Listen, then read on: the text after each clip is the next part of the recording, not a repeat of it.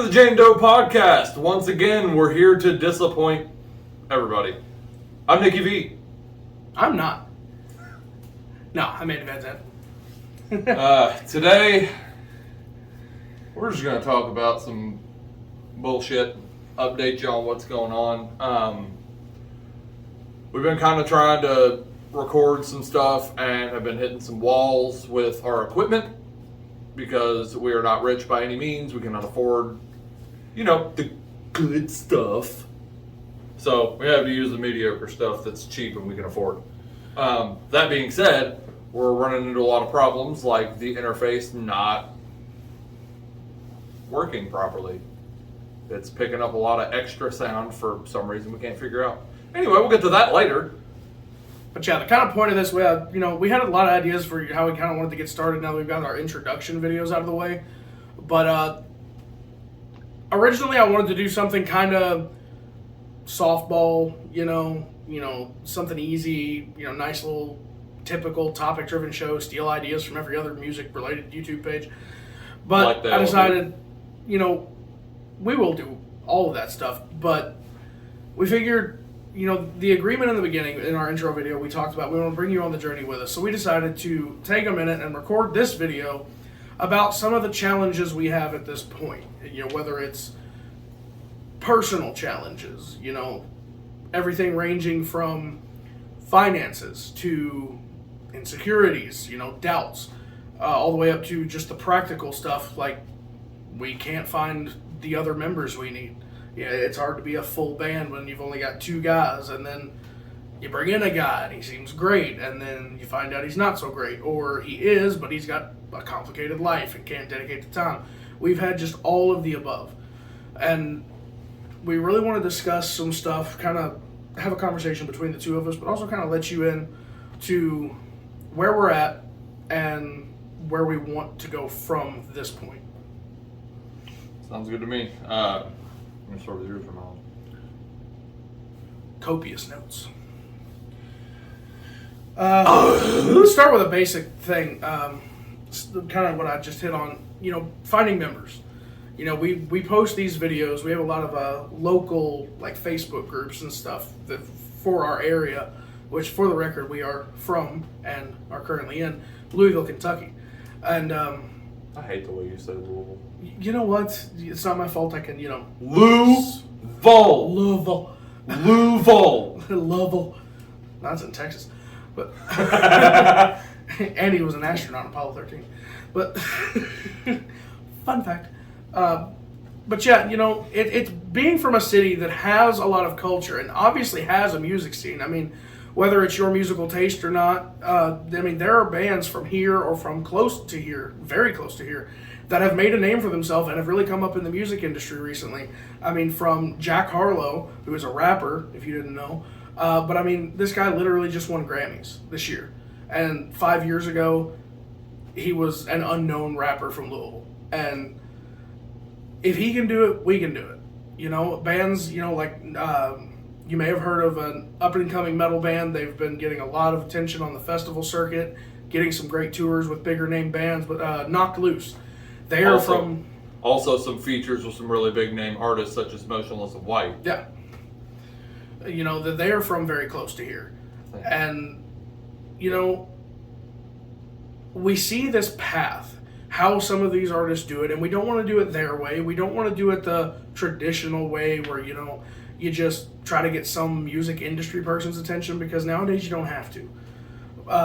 That said, finding members has been a real challenge. We've had a few starts and stops with some drummers, some guitar players. We've had everything from guys who are, borderline virtuoso players who are great guys, but, they have complications in their life. They've got school. Yeah, they've got a complicated job. One guy, all respect in the world to him, we would give anything to be able to have him in the band full time. He's in the Army Reserve. He's former active duty Army, has done deployments in combat zones. As the son of a veteran, both of his parents are veterans. That's a lot of respect. So when he says, hey, my reserve units, we're going to go to Germany for a year and a couple months. How do you be mad at that? Yeah, we're like, awesome, dude. Anybody in uniform gets my respect. Now, there were some other guys that don't get that respect because they promised things they couldn't deliver. They might have indicated they were a little more skilled than they were, and then come to find out they just weren't prepared to be in a band. No disrespect. Everybody is at their own level. It's more important that you want to be involved in music because that's where everybody starts. The greatest in the world didn't start off that way. But, when... With one major exception. But, when you wait all this time to get going on a project and then somebody contacts you, it makes it seem like they're serious and capable, but then they just clearly aren't. They don't have the fundamental knowledge. They don't have the ability yet. They want to, and they're trying. But, how long... It's trying to balance, I like this guy, but he's not up to par with what we need ability-wise, or even... We've even had a couple instances where the guy, ability-wise, was incredible, but then personally, they just didn't vibe with us. We had a guy who has a lot of experience. He was in, the jazz band for a university, has a degree in music, and very capable drummer with a jazz background, which we thought was cool because we jammed with him. And, coming from a hard rock and metal perspective, and, he'd never even played on a drum kit with double pedals before. And so he was throwing out these jazz fills and stuff over like metal riffs, and it sounded so cool. So we're like, dude, this could be the thing. And come to find out, he was so interested in playing shows that he was in like 3 or 4 other projects, ranging from a punk rock thing. I think it was like 5. Yeah, it was like counting up. Yeah, he had like a punk rock one. He was starting with a friend. He was in like 2 or 3 jazz things, and he was like, well, we're getting shows. We're playing at, no offense or anything, but he's, we're playing at the coffee shop, and I'm like, I want to play in a coffee shop. I got no problem with that in the beginning, but I'm not aspiring to that. I want to be a band, like in the old days where bands seemed like they were a gang. They were, through thick and thin, all those cliched 80s videos. We're all walking down the street looking awesome together, And again, there's nothing wrong with just wanting to play shows. If that's all you want to do, you don't care that, like, the shows are bigger or ever going to get bigger, that's fine. But that's just not what we want. We want to accomplish as much as we can. We want to go take this as far as it can go. And on one hand, if as far as it goes is just playing the little bar down the street, cool. But I don't want that to be the goal. If we can go further than that, I'd prefer to do that. Yeah, At the end of the day, the goal is to pay our bills with this. To be able to quit the day job that's just trivial at the end of the day. We want to accomplish something that we feel we're giving something to the world, as opposed to just filling a place where we're easily replaceable. And that leads nicely into the next topic, because as hard as it is to find not only members, but dedicated members or qualified members or able members, the other bigger issue is time. This is something that ideally we would be a lot further progressed into this. We would know more. We'd be capable of more at this point if we had more time. As of right now, we only have 1 day a week to do band practice. So, we both have families. We both have kids. We can't abandon all responsibility. We have lives. We've made choices that, the number one thing in our lives is our families. They will never come second to anything, even our dreams. But there's got to be a way to find that balance, and we're still working on that. We want, ideally, we would be at a job long enough that we could synchronize vacation time, spend a week in the studio, or something like that. But that all takes plotting and planning well beyond, when you're 17 with no responsibility, starting a band, and you can, do whatever you want. We don't have that luxury, and with that ties in financially. We've got bills to pay. We've got rent, we've got utilities, we've got gas.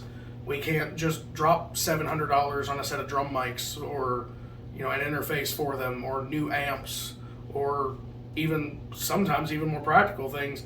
You got to be careful. Don't break too many drumsticks because maybe this week we can't afford more practice sticks. Things like that. Guitar strings are cheap, and there are times that we can't even afford that. Yeah. But it all just, word vomit aside,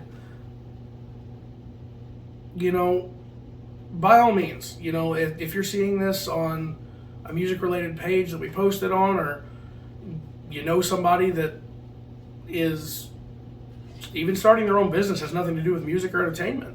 These are all things that have to be considered. We know full well that there will come a point where this is on the rise and it interferes directly with our day jobs, so we're going to have to make a choice. There might come a time where this isn't paying enough to support us, but the day job's taking up so much time that it's getting in the way of this ever going any higher. And that's a barrier we will have to cross when we come to it. But in general, comment on this video. Any ideas? Time prioritization. What do you do to help you not procrastinate? Because that's another big thing too. You get so gung-ho and motivated, you're creative, and you want to just get it all out there, but when you have so many things that stop you, if it's Wednesday and I have a great idea and all I want to do is sing and play guitar, well, band practice is until Sunday. So by then I've worked a full week and I'm exhausted, and my kids have school the next day, so we can't be too loud in the house too late. It all bundles to be very stressful and challenging, and we want to be equal to and greater than those challenges. And then not only that, but to reference a previous point, we're easily distracted. Yeah. We've got ADHD, we can't stay on track, not to mention the fact that, he and I have been best friends since the beginning of high school. So we've known each other a very long time, and for the first time in our lives, we can't spend the amount of time together that we want to just hanging out. So when we get to band practice, we want to spend time just like, hey, check out this TikTok video I saw the other day, or look at this YouTube video that's an hour and a half long. Yeah. And we don't have time for it. And him having a family, me having my family, us both working different schedules. I work third shift, he works first. So it's never any time to hang out. There's never any time to do anything else. So trying to put our relationship into all right, we got work to do is taxing. It's hard to do it all the time, and we get to a point where we want to do that so badly that we'll waste too much time doing it. Instead of setting an alarm like smart people would, we just let the time get away from us, and then before we know it, 5 of the 6 hours we've had for practice has been spent off. And it's hard maintaining the focus. Or like when you run out of space on your camera guy's phone, so you get cut off in the middle of a sentence. Anyway. Fired. But yeah, on to other topics. Anything else in terms of like struggles and Yes! some complications at this point? Yes, there are. What you got? Recording. Yeah, we had a. Not you, dick fart. Yeah, we've had the music. Yeah, we've had some real trouble out of our recording software. We've got a setup, and we've got the PA system, which we put, everything goes through an interface into the computer.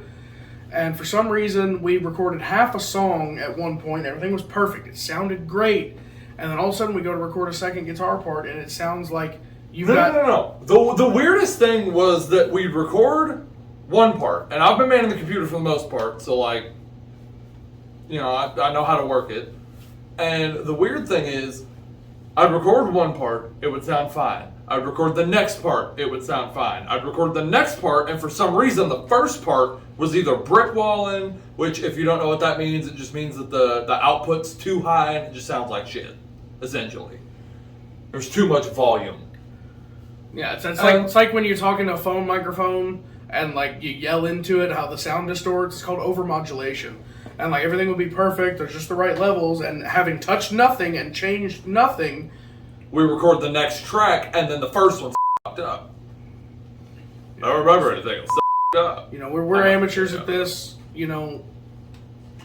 we got into this because we wanted to be musicians, and while recording has everything to do with that, we didn't want to be engineers. So, well, I kind of do, but like, yeah, but we have not to the point where I'm ready to headbutt a brick fucking wall because shit's not working the way it's supposed to. And there you go, Hayden. There's two right in a 2-second window. Yeah, he's the one that has to bleep things. But doesn't he just have a fun job with us? Especially when I say fuck.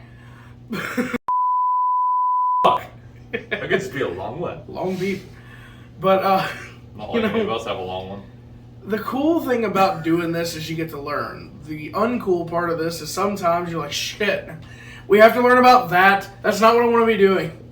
But, downsides of being poor, not being able to hire a sound guy to do exactly that. Yeah, that's true. Unfortunately, anybody that already knows about this stuff they're smart enough to know that if you're good at something, you don't do it for free. Unfortunately, we're good at some things, but we're stuck doing them for free right now. But yeah. We can't even take our own good advice. But, that's just some of the stuff we're working with right now, some of the struggles we're having. It's not all doom and gloom. We're getting there. We're making progress. We're excited about it. Real quick, just to add another struggle too, like we have drums right there, but we don't have mics for them. We don't have interface for it, so we're left using the 3 vocal mics we have, trying to ambient mic the kit. We're having to move mics around and try to plug them up in different spots so that it sounds right, and it's just not at all. So that's not going well. So putting drums on the songs is going to be more complicated than we thought it was going to be, and that's a $700 investment if you find a decent set. Yeah, and then on top of that, it's learning how to use them, even if you could afford them. But aside from all the doom and gloom, we'd also want to give you an update so, on the lighter side. So we have some good news. I got Nick a Valentine's Day present because I love him so much. Aren't you sweet? In one of the last videos when I did the interview of Nicky, I asked him what his dream guitar was, and he answered a Jackson Warrior. And So it was the sum of the answer anyway. It's a little more long-winded than that, but yeah, it was the sum of the answer. I just on a whim, I was going to go to this used music store we have here in Louisville called Music Go Round. And on the way there was this pawn shop, and I was just kind of driving by at a red light, and I saw it, and I noticed, in the window, there's some guitars hanging there. I'm like, I've gotten lucky before, going into a pawn shop, and they kind of didn't know what they had. It's harder to do now because everybody's got the internet. They just Google everything, and it's hard to find a deal on stuff anymore. But this pawn shop, no offense or anything, but it didn't look exactly, high end. So I was walking in, to say the least. It was a lot of crap, like generic brands you never heard of, that kind of stuff.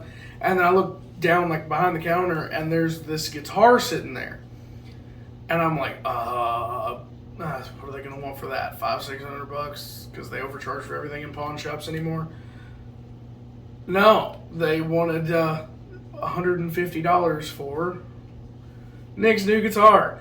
I couldn't pass it up at that price. This thing's worth $400 or $500. So Nick now has a Jackson Warrior, and he's very happy about it. I'm so happy about it. And I'm the best friend ever because I didn't buy myself a new guitar with my tax money. You bought me one! That's it. All the equipment stays in my house, so I can play whenever I want. And I will unequivocally never bash him for that. Several other things, but I would never call him a bad friend because he's been nothing but good to me. And that's why I'm his bottom bitch. But like, yeah, I love this thing, man. Like, it's everything I thought it would be. Yeah. I mean, it's got a couple small details wrong, but other than that, it's a perfectly fine. I mean, there's barely. Like for example, I've already lost the volume knob.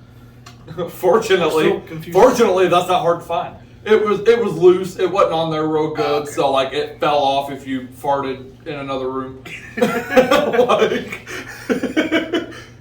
Yeah, it got lost in the car somewhere. I had it when I was taking it home, and it fell off in the car. It's not all bad, we have pretty guitars.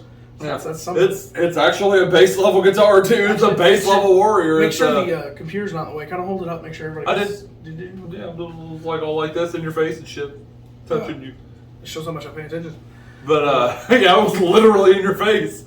But you know, it's got the Hey, just because it was in very close proximity to me and obstructing my vision doesn't mean I noticed it.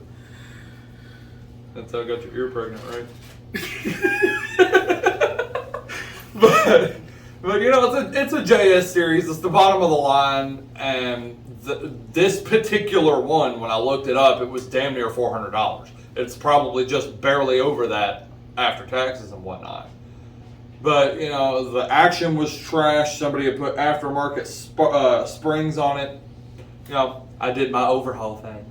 It's got a little bit of buzzing up here. I'm still trying to figure out. I haven't really had the time to work out yet, but that sounds good. For real. I like it. The action on the Floyd's great. Go really low, really high, for example.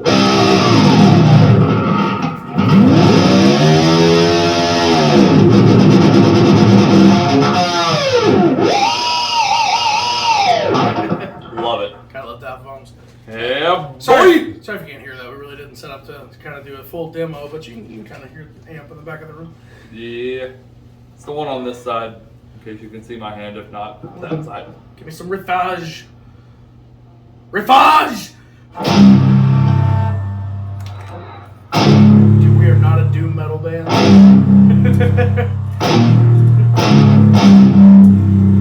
Oh, okay. You wanted me to turn it up a notch. So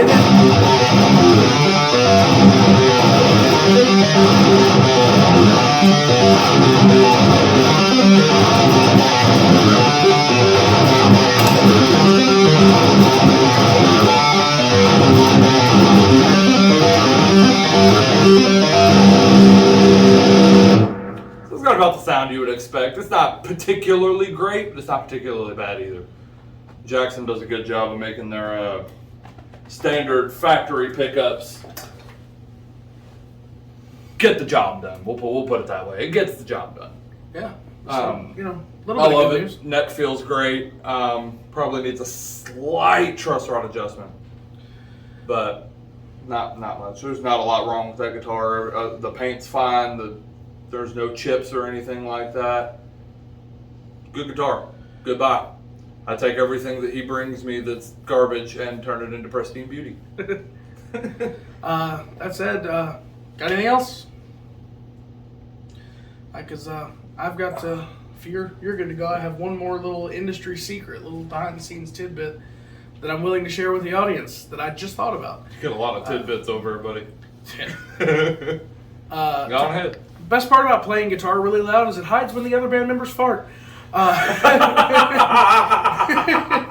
But that's all we got. I tried to squeeze one out, almost shit. He does that a lot. Anyway, that's all we've got for today. Thanks for watching. Like, comment, subscribe. See you next time.